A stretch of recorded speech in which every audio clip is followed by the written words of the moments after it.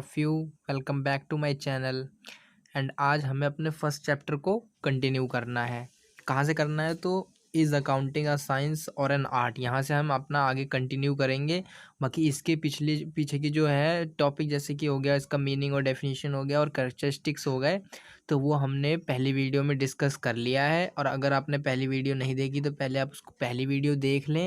And उसको अगर पसंद आए तो प्लीज़ लाइक करें, शेयर करें और चैनल को ज़रूर सब्सक्राइब करें। और इस वीडियो को भी देखें। अगर वीडियो अच्छी लगती है तो लाइक करें और नहीं लगती तो प्लीज़ डिसलाइक भी करें, बट रीज़न बता दें कमेंट में कि आप क्यों डिसलाइक कर रहे हैं, सो दैट हम आगे से उस पर वर्क कर सकें। आइए तो स्टार्ट करते हैं। इज़ अकाउंटिंग अ साइंस और एन आर्ट? तो ये जो है ये हमसे क्वेश्चन पूछ रहा है कि जो अकाउंटिंग है वो साइंस है कि आर्ट है। तो इसके रिजल्ट में जो हमारा आंसर है वो ये है कि अकाउंटिंग जो है वो साइंस भी है और आर्ट भी है। अब हम डिटरमाइन करेंगे भाई कि कैसे कैसे हमारा जो अकाउंटिंग है वो साइंस भी है और आर्ट भी है। अगर हम आर्ट की बात करें तो आपको पता है कि एक परफेक्ट आर्टिस्ट बनने के लिए उसको एक रेगुलर रूटीन से प्रैक्टिस करनी ज़रूरी होती है। अगर किसी को एक पर्टिकुलर फील्ड में आर्टिस्ट बनना होता है, अगर आर्ट के केस में बताएं तो आर्टिस्ट बनना होगा, तो उसके लिए उसे रूटीन से प्रैक्टिस करनी पड़ेगी, बहुत हार्ड। वैसे ही क्या है अकाउंटिंग के केस में भी है। एक परफेक्ट अकाउंटेंट आपको अगर बनना है तो उसके लिए आपको बहुत ज़्यादा प्रैक्टिस करनी पड़ेगी। ऐसे कह सकते हैं हम कि जो आर्ट है वो और जो अकाउंटिंग है वो सेम है।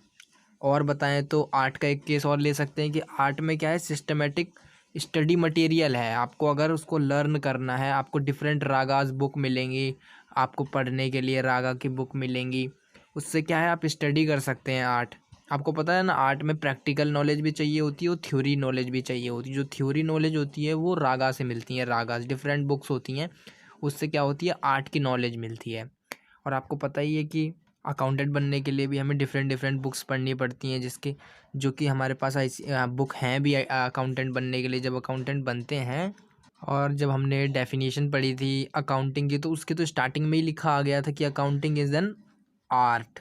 तो यहाँ से भी एक स्पेसिफाई होता है कि अकाउंटिंग जो है वो आर्ट भी है। अब साइंस पे डिस्कस कर लेते हैं, वो साइंस कहते हैं कैसे है। तो साइंस में क्या होता है, डिफरेंट डिफरेंट आपको पता है बेसिक प्रिंसिपल्स होते हैं साइंस में। वैसे ही हमारे अकाउंटिंग में भी प्रिंसिपल हैं, जो कि आप आगे सेकंड थर्ड चैप्टर में पढ़ेंगे, जिनकी वीडियो वैसे तो मैंने डाल रखी है अपने चैनल पर। अगर आपको देखनी हो तो आप गो थ्रू कर सकते हैं। तो हम इस तरीके से कह सकते हैं कि जो अकाउंटिंग है वो साइंस भी है और आर्ट भी है।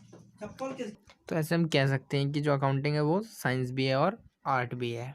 तो अकाउंटिंग प्रोसेस देख लेते हैं। वैसे तो यहाँ लिखा है नॉट इन सिलेबस, बट कोई नहीं, अब आ गया है तो एक बार देख ही लीजिए। तो बेसिकली ये वही है जो हमने डेफिनेशन पढ़ा था ना अकाउंटिंग में, तो ये उसी का एक प्रोसेस है। तो देखिए सबसे पहले ट्रांजैक्शन होता है, ठीक है।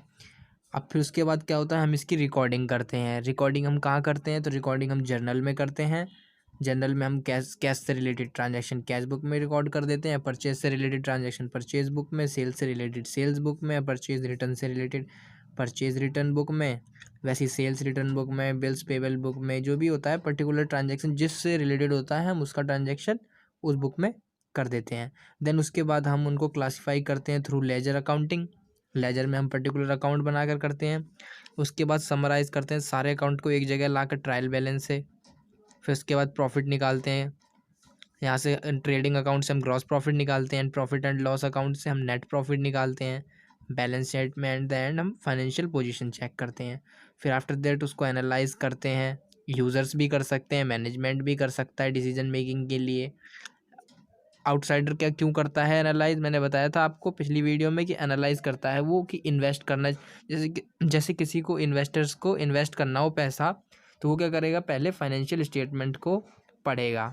कम्युनिकेट टू द यूज़र मतलब पब्लिश कर देना, उनका डाटा जो भी बैलेंस शीट होती है वो सब पब्लिश कर देना। ये तो अगला टॉपिक देखते हैं जो है ब्रांचेस ऑफ अकाउंटिंग। इसको हम बेसिकली अकाउंट के डिपार्टमेंट भी कह सकते हैं।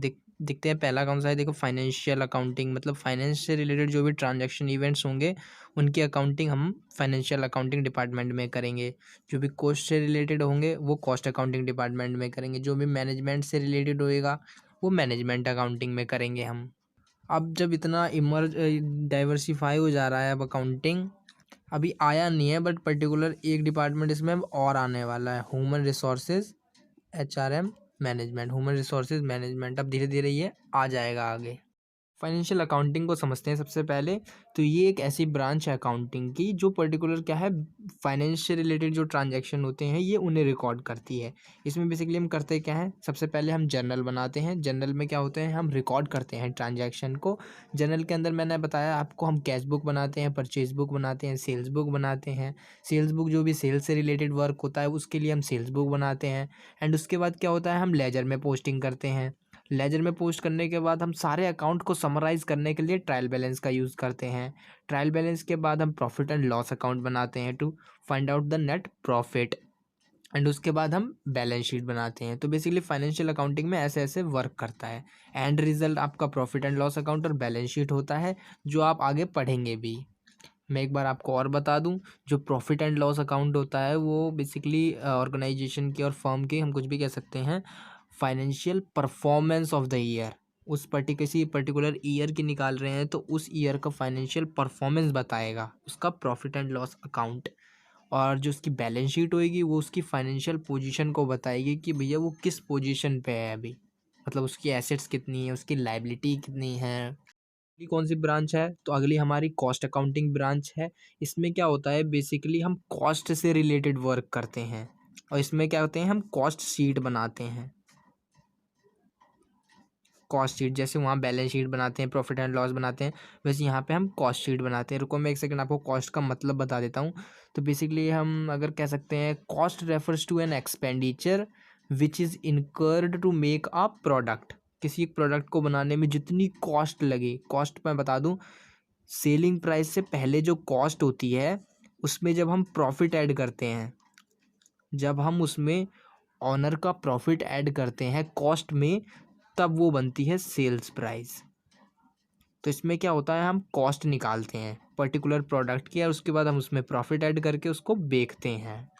और और कॉस्ट अकाउंटिंग किस चीज़ पे वर्क करता है, टू असरटेन द कॉस्ट, मतलब टू कैलकुलेट द कॉस्ट, कि भाई इस पर्टिकुलर प्रोडक्ट की कितनी कॉस्ट लग रही है। वो सभी चीज़ें देख लेंगे कि कितना कितना आइटम क्या क्या लग रहा है, उसके हिसाब से उसकी वो कॉस्ट असरटेन करेंगे।